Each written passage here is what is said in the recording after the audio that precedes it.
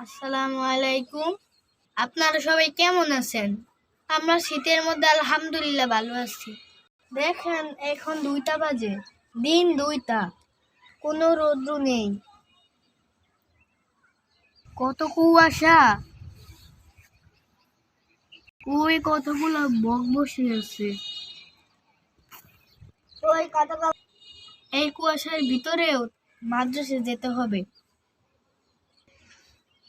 হাফিজি পড়ি তো, পড়া বাদ দিলে হুজুরে মারে। আম্মু, তোমাকে একটা কথা বলি, যদি কেউ হাফেজ হয় তাহলে তারা সরকারি চাকরি করে না কেন? সরকার কোরআনের হাফেজদেরকে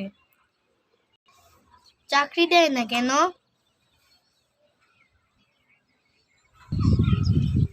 এগুলা আমার মাথায় মাঝে মাঝে চিন্তা আসে। একটা সুন্দর দৃশ্য।